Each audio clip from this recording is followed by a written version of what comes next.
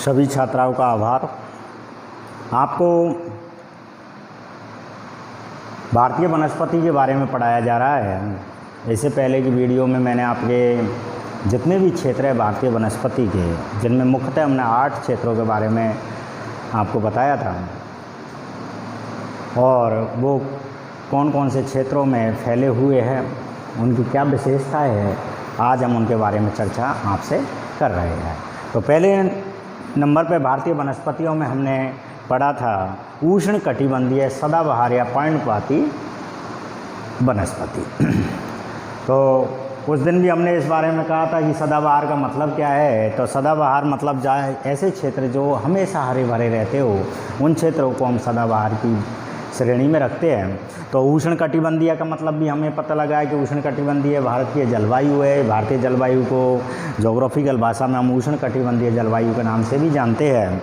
तो इसकी जो विशेषताओं के बारे में हमने देखा है, तो यहाँ पर जो वर्षा होगी, क्योंकि हमने वर्षा के वितरण में भी इनके बारे में पढ़ चुके हैं कि वर्षा का वितरण कहीं पर बहुत ज़्यादा अधिक है, कहीं पर सामान्य है, कहीं पर कम है, कहीं पर अल्प है, कहीं पर बहुत ज़्यादा न्यून है। तो उन क्षेत्रों के बारे में इससे पहले हम पढ़ रहे हैं उष्ण कटिबंधीय वर्षा का औसत यहाँ पर जो रहेगा उष्ण कटिबंधीय सदाबहार वनों में, वो रहेगा वर्षा का औसत 200 सेंटीमीटर से अधिक। मतलब 200 सेंटीमीटर से अधिक यहाँ पर वर्षा का औसत रहेगा। दूसरी बात आती है आर्द्रता। आर्द्रता क्या है?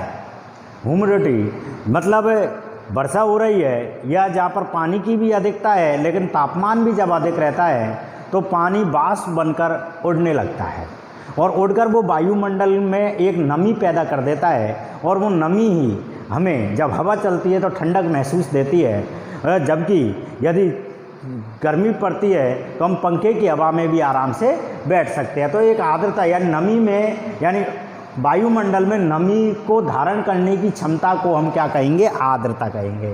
तो आर्द्रता इस जगह पर रहेगी 70%। मतलब बहुत ज़्यादा आर्द्रता है। आर्द्रता धारण करने की क्षमता बहुत ज़्यादा है, 70%, जबकि सामान्य तौर पर ये 10 से 15% देखी जाती है हमारे यहाँ पर, लेकिन वर्षा काल में 70% तक हो जाती है।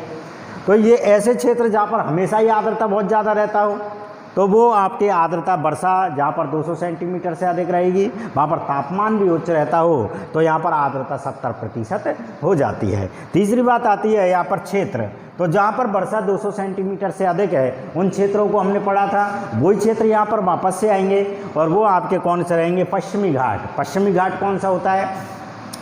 ये आपका क्षेत्र, तो इधर वाला जो अरब सागर वाला जो क्षेत्र है, ये अरब सागर वाला जो क्षेत्र है, ये वाला क्षेत्र, यानी मालाबार तट। मालाबार तट को हम क्या कहेंगे? पश्चिमी घाट। और पश्चिमी घाट का अधिकांश भाग, यानी मालाबार तट पूरा आएगा, तो इसमें वर्षा और आर्द्रता दोनों अधिक रहती है। पश्चिमी घाट, अंडमान निकोबार द्वीप समूह, ये आपका जो क्षेत्र है, ये वाला, ये अंडमान निकोबार द्वीप समूह है।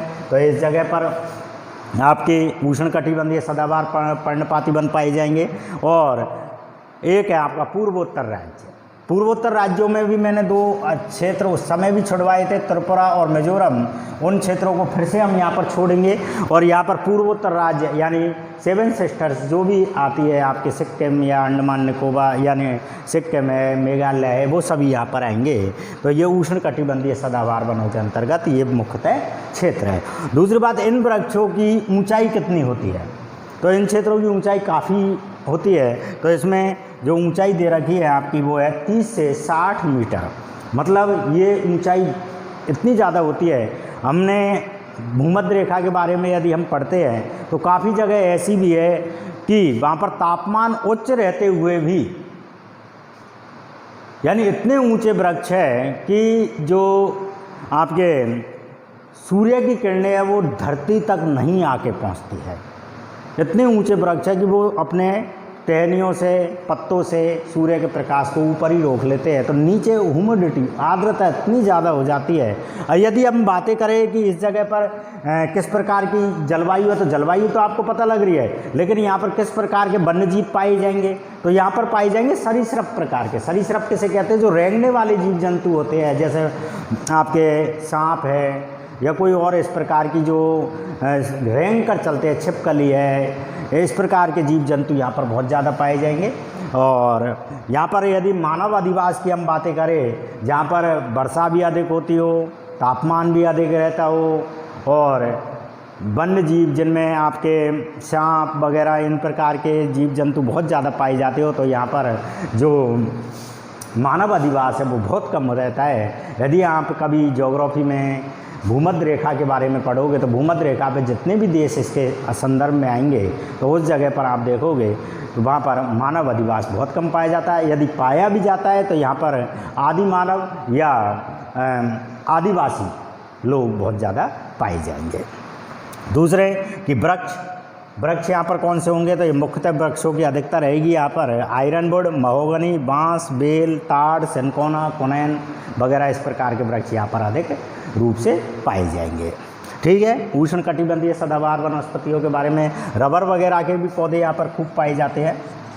रबर है, साथ ही ऐसे नारियल है, ताड़ है, उनके वृक्ष भी यहाँ पर पाए जाते हैं। और दूसरी बातें कर रहे हैं हम उष्ण कटिबंधीय आर्द्र मानसूनी वनों के बारे में। दूसरा नंबर इसी का था। और यदि इसके बारे में हम इसकी विशेषताओं के बारे में देखें तो ये आपका वर्षा यहाँ पर होगी, वो होगी आपकी 100 से 200 सेंटीमीटर।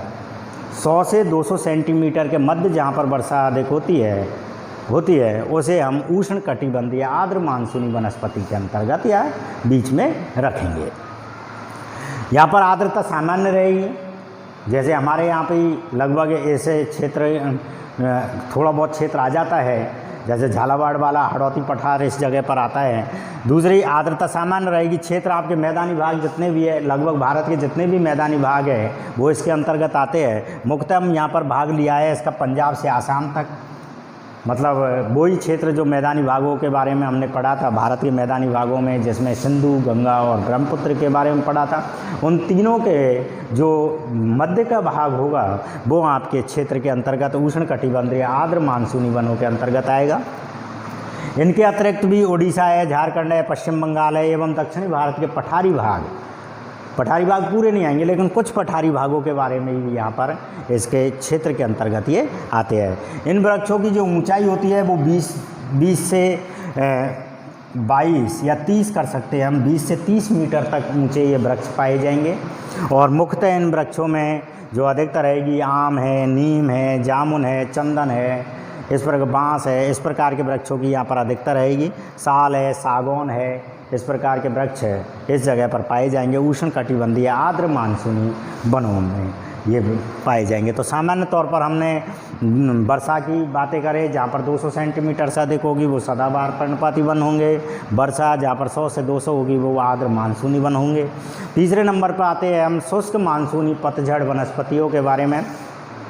शुष्क मानसूनी जो पतझड़ी वनस्पति है वही वर्षा का यदि हम क्रम में इसमें देखेंगे तो वर्षा यहाँ पर 50 से 100 सेंटीमीटर के मध्य जहाँ पर होती है, जहाँ पर 50 से 100 सेंटीमीटर के मध्य बारिश होती है उसे हम शुष्क मानसूनी पतझड़ वन के बारे में, वनस्पति के बारे में लेते हैं।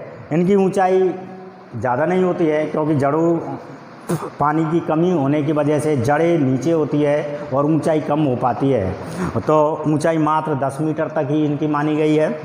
और जो आर्द्रता है वो तो आर्द्रता तो ऑटोमेटिक ही बात है कि जहाँ पर शुष्क क्षेत्र होंगे वहाँ पर आर्द्रता की कमी पाई जाएगी, तो यहाँ पर आर्द्रता कम रहेगी। क्षेत्र है आपके मुख्यतः दक्षिणी एमपी है, पूर्वी राजस्थान है, पठारी क्षेत्र है। हमारा जो क्षेत्र है पूर्वी राजस्थान इसी के अंतर्गत आएगा, दक्षिणी और पठारी क्षेत्र इसके अंतर्गत आते हैं। बात यदि हम वृक्षों की करें तो हमें पता ही है कि हमारे यहाँ पर कौन कौन से वृक्ष उगाए जाते हैं, कौन कौन से वृक्षों की अधिकता यहाँ पर पाई जाती है, जिसमें पीपल है, ढाक है, बबूल है, बेर है, बांस है, इस प्रकार के वृक्षों की इसमें अधिकता पाई जाएगी। ठीक है। तो आपके ये 3 वनस्पतियों के बारे में यहाँ पर आपको बता दिया गया है और अगले वीडियो में आपके फिर से आगे की बताई जाएगी। जय हिंद।